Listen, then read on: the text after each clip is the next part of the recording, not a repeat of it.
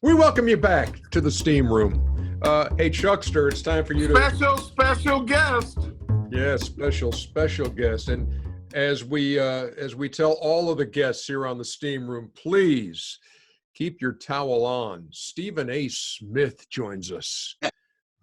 Stephen A., how are you, kid? What's going on, guys? How y'all doing? Hey, man, we're great. I wish I could answer that question truthfully. I mean, it's just crazy the world we're living in now, man. We're all adjusting on the fly, adjusting to the bubble or the campus, however you want to say it. The cancellation of college football for a lot of conferences. It's just a crazy world. How are you adjusting to all the craziness? That'd be my first question. Well, it's kind of crazy because it's a multitude of feelings that I have. Number one, it's very hard. It was very hard doing TV, obviously, when no sports were taking place. But then NFL saved us because you had the draft. You had Tom Brady going to Tampa, and the NFL was conducting business as usual. So there was something to talk about there. Then you talked about the specter of a season, whether you was going to have a season, how you were going to go about having a season, et cetera, et cetera. And then, unfortunately, the killing of George Floyd, the murder of George Floyd took place. And when that transpired, and you saw these social justice issues really elevating in all of our eyes, and you saw the positions that people were taking and how outspoken they were, that was something to talk about. And then ultimately, some of the games returned, Major League Baseball, the NBA, of course. So in that regard, it became a bit easier to discuss sports because there was enough to go out there. But for me personally, I still found a reason to be excited on a couple of levels. Number one, everybody can't be as nice and angelic as Ernie Johnson. Okay, some of us don't have that skill. So as a result, social distancing was never a problem for me. I love the fact that social distancing is required because I don't like people up in my face anyway. Anytime I had to shake a whole bunch of hands, you always ran into at least one person that had the nasty, sweaty hands, and the second you shook their hand, you knew you were going to be sick in the past because you just knew it. It was automatic that you would come down with something within 48 hours because now you don't have to engage in that. So that's a plus. And last but not least, I got to tell y'all, man, I think that, and Chuck, you've spoken about this on many occasions, even though we appreciate the fans, I think the players themselves will never in life appreciate the fans more once they return. Because if you think about it, the load management, guys not playing in games, minimizing minutes, et cetera, not prioritizing stuff during the regular season. We came to a point where there was too much of that going on. I don't think you're going to see a lot of that in the future, at least people not being so flagrant with it, because having to play without fans in attendance, when they return, we are going to appreciate them so much more than we ever have. And that's just not for the players. That's for all of us in media as well. Have you been surprised, because me and Ernie talked about it on the podcast, have you been surprised, even from the first game, how great the basketball has been after being off for all these months? I have, because what I anticipated was that certain guys, one of the things I was talking about Chuck, coming into the bubble was that we're going to find out what champions are made of, because so many times we just look at a guy's talent, but we ignore the level of preparation they put in to maximize whatever potential their talent breeds. And I think that when we look at the LeBron James of the world and Harden and other guys like that, you look at guys that are prepared.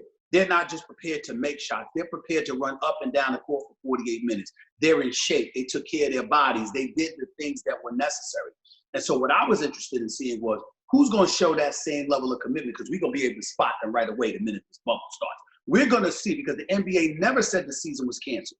The NBA said the season is postponed, which means that there's a chance we shall return. And then you knew they were negotiating a return months in advance. So if you didn't utilize that time to make sure you were in peak condition, ready to go and go for it, shame on you. And in my estimation, you were going to be exposed. And then they started playing, and these brothers was ready to go. Now, obviously, the Washington Wizards is a different breed. Bradley Beal ain't playing John Wall in the game. We understand that's a different breed, okay? The Memphis Grizzlies, young, Jerry Jackson Jr. goes down. It's really just Ja Morant. But You know, their coach has done a great job. They got a young team. They got some promise. We'll see them in the future.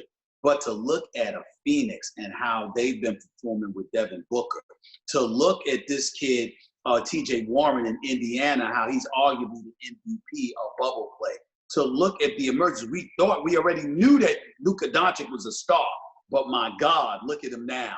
All of this stuff that we're witnessing, and we're just saying ourselves. And then I was so proud to watch Houston and Milwaukee go at it, and LA and things like that, because I'm like, they're in. They don't have to be given this effort, but they're doing it. And that's what makes you excited and appreciative of what we're seeing. Wait, did you just talk about the bubble and then mention Dame Lillard? Well, I'm sorry, 61 last night. I mean, 51 tonight, the game before. And listen, Dame is that dude, and he has me a little scared because I'm not going to pick them per se, but I think Portland has a chance to beat the Lakers. I think that's a 7-game series, and who knows what can happen, because I think guard play and perimeter play is obviously the name of the game in this day and age, and they have that in Portland with him and CJ. And if Melo can give you what he gave you last night with 26 points and 10 of 17 shooting and stuff like that, I mean, my God, this is what you have to see. The unfortunate side is Ben Simmons goes down in Philadelphia, and then Embiid immediately tweaks his ankle, and you're just looking at Philly right now, and you're like, my goodness. But Toronto's a threat, Miami's a threat, Boston's a threat. And that's just the Eastern Conference. We know what the West is. So I'm incredibly excited because I've seen no shortage of effort. Everyone wants it. They're like, we're here. Let's make it happen, as opposed to let's lose as quick as we can so we can get the hell out of the bubble. We're talking about all this social stuff. It's exhausting being black. It is. You're right. Hey, you know you are. You know, we talked about, I said, so when we were talking about on the show, we've had Van Jones, Killer Mike. Yep. We've had some great guests talking about social commentary. And, you know, being here in Atlanta, you know, like one week it was Ahmaud Arbery. Mm-hmm. And like, so then me and you have to go on TV and talk about it. Yeah. Then like the next week it was the young lady in New York screaming at the brother because he asked her to put a leash on. Amy Cooper, yeah. Yeah. And then the next week, George Floyd happened. Yeah. And I told Ernie, you know, I always do stuff on the show. I said, like, yo, man, it's exhausting being black. And it's got to be more exhausting for you because you have to go on TV every day.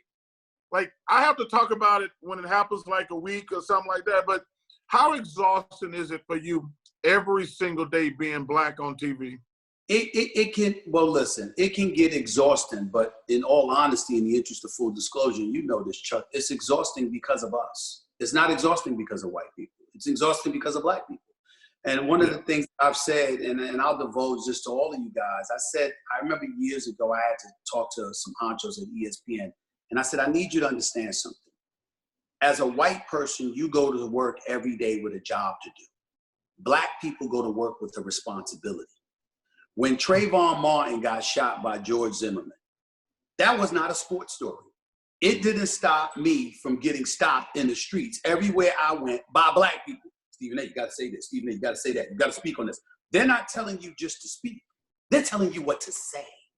And God forbid if you say something different than what your community believes you should say, then all hell is going to break loose, which, Charles, you know better than most.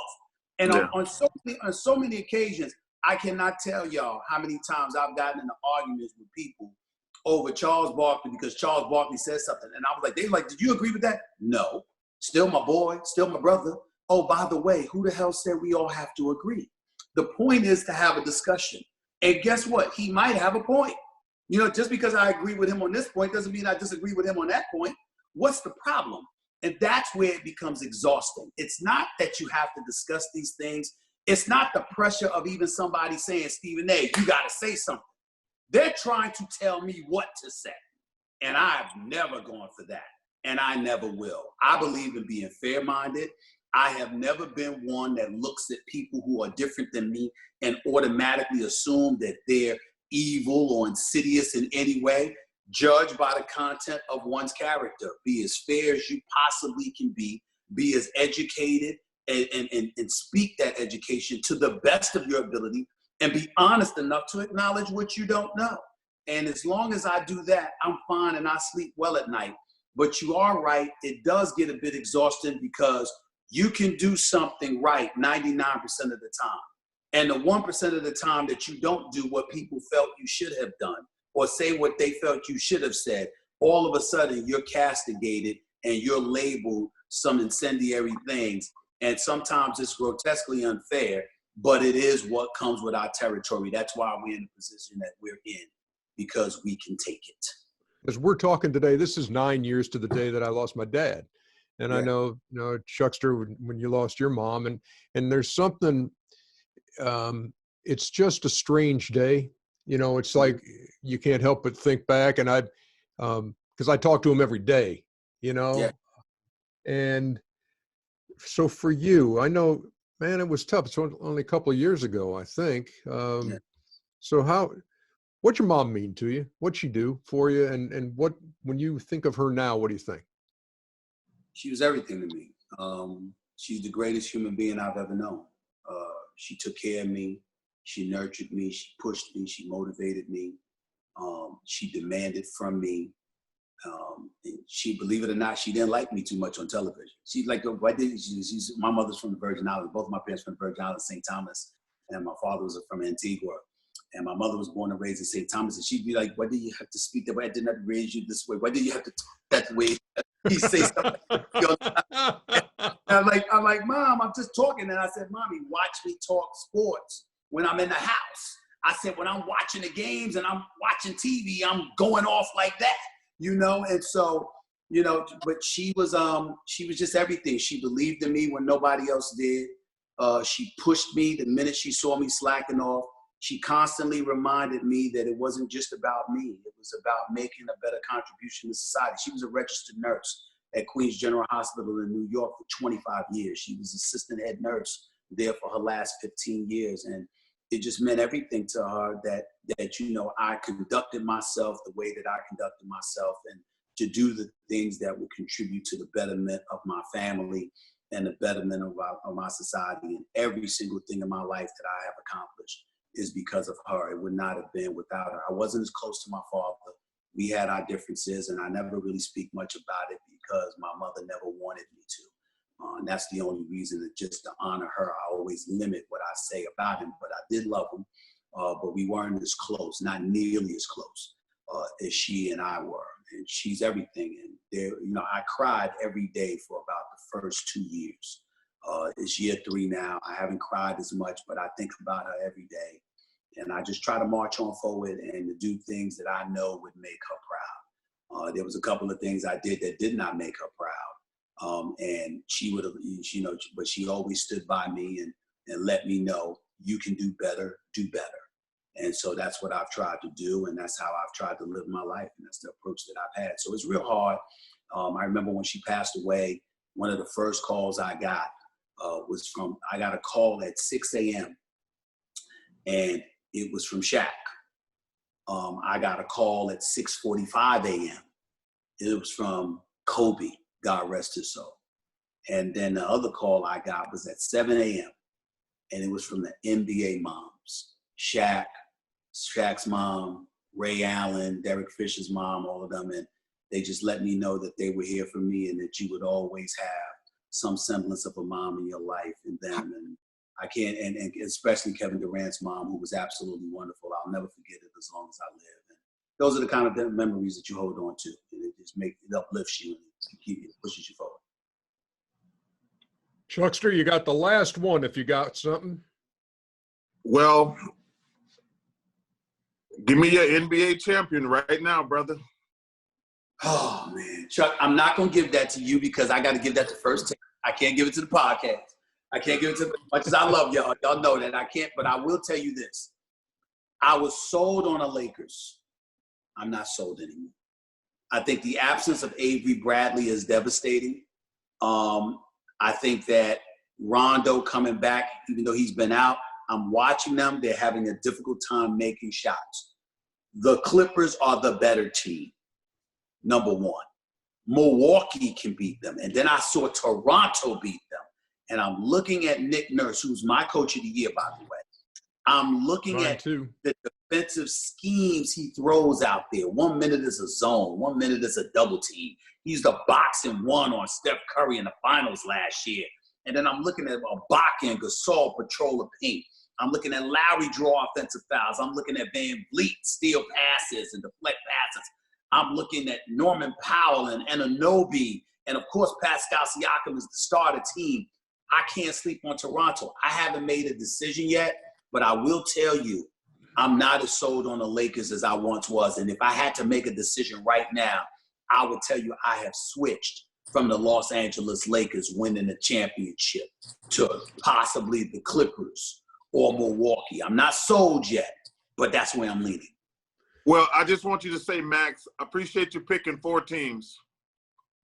Well, Max, I appreciate you picking 8 teams. And 9. Hey, that was a Max Kellerman answer. You can't pick 4 teams, brother. I ain't picking 4 teams. I'm telling you right now, if I had to, I would tell you the Clippers, but I reserve the right to change my mind. Stephen A. Well, Smith. thank you, Max. Hey, Max, thank you for joining the theme room.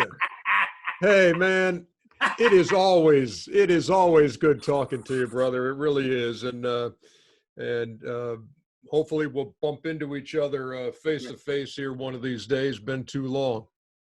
Well, you know, you guys are class percent. I love you guys dearly. One of the favorite things that I've had to do throughout the years is while ESPN had one conference, they used to always send me out to the other conference. And what I loved about it most is that was the time of the year we all got to hang together.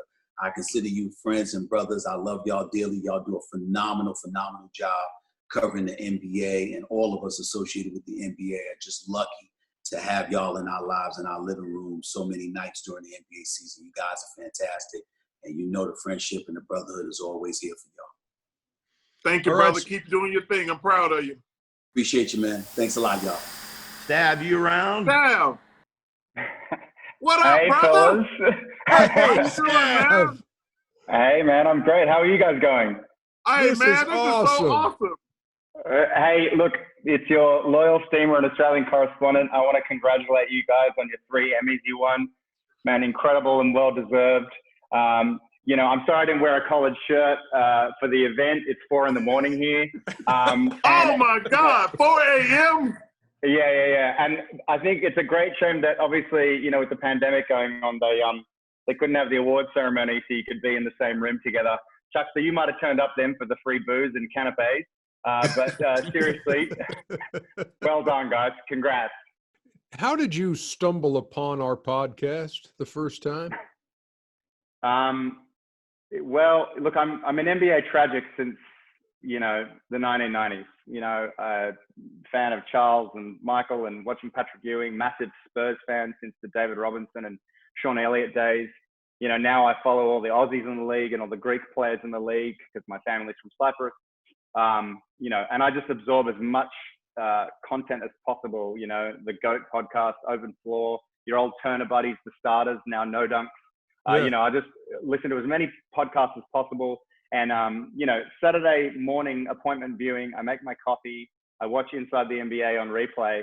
And I figure I must have heard about it on there that you guys were doing a podcast. But as soon as I heard the steam room was going, I was right up on it. So, you know, the NBA is my healthy addiction, if you would. We appreciate you coming up with the Loyal Steamers description of people who listen, man. We took that thing and ran with it from the moment you said it. Stav, it's great talking to you, man. Thank you for getting up so early, and thanks for being a loyal steamer. And it's been great to hear you on the answering machine every now and then. And Great to finally see your face, too. Yeah. Hey, man. Listen, I just want to say one thing before I go, guys, real quick. Look, I'm reticent to use the word hero because I know you're a bit reluctant for people to use that word. You know, my true hero was my father. He was born in a tiny village in Cyprus, you know, was dirt poor, paid his way through university. His country was invaded. He came as a refugee here to Australia with my mother and built a better life for me. To me, that's, you know, a hero. So I won't use that word when it comes to you guys, but, you know, my affection for what you guys do goes beyond admiration. I mean, Ernie, you are just the definition of a true professional. You know, you're the best point guard on television. The way you anchor that show and talk with care and dignity on some topics and humor where appropriate, and just seamlessly move through segments, all while navigating this chaos and improvisation around you. Man, you are like butter. I you are just appreciate absolutely you. like Thank butter, you. man. Yeah, Thank and Chuckster, you had Stephen A on the show before. He and I, we're all blessed with big, loud mouths, so we're kindred spirits. And I looked up to you in your playing days, and how honest you were with the media and how hard you played. And I don't have to remind you about all the great things you did as a player. Lord knows you remind us of that every week on Inside. When it comes to one thing, you were talking about reflecting on things you did in your career, now that you're, older, man, what you did with the Dream Team, you gave basketball to the world. The NBA and its fan base and the players would not be international the way it is without you. I was a singer for 14 years. Music is a universal language. Basketball is the same. We don't have to speak English to know how to play, and I know, Chuck, you talked about your first interactions with white people growing up in Alabama. Were, those positive interactions were on a basketball court. There was no barrier. It was, it's a universal language. And you gave that gift to the world. And, if the mark of a person's life can be summed up with a question, like, did you give more than you took? Man, you gave so much, not just in that moment, I know with your time and your generosity, even today. So congrats on a great career, great life, and much more to come. So yeah, thank you, brother. Thank you for the kind words, and thanks for bringing.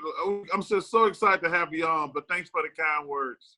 And my last thing is, well, I got a deal for you. You send us some Coopers, we'll send you a gift card to Tractor Supply Company. Sweet. Well, firstly, I'll send you Hawks because I don't have access to Coopers, but I won't be able to be rolling that tractor very far in my suburban street here in Sydney. But thank you. Thank you, brother. Hey, Charles, this is Hannah calling from Los Angeles, California. You and Ernie have been such great company during this time. I have been a steamer since the NBA All-Star Weekend, and it's been just fun to listen to you guys and have some serious moments and feel like we're all in it together, which has been great. But Charles, one of the things I admire about you the most is you're unapologetic about your man crushes and all the pretty men in your life. So if you could, let's hear your top 5 man crushes right now. My top 5 man crushes right now. I know. I can tell you who one of them is. Who do you think is going to be, Ernie? Well, this is episode 27. Who else wears number 27? Mike Trout. Oh, Mike Trout. I got a man crush on Mike Trout. Yeah. Michael B. Jordan. So that's 2 Michaels right there. Tom Brady, Denzel Washington,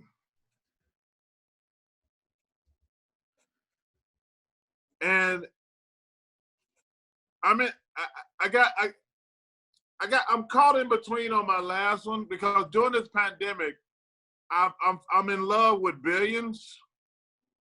Yeah. So between Damian Lewis, Paul Giamatti, and my man Wags, they're in a tie for 5th. They're in a tie for 5th. You got a top 4 and those guys in a tie for 5th. Okay. I'm on season 3 of Billions right now. And let me tell you something. My man Wags, I love me some Wags. That's a good watch, man. That's a good watch.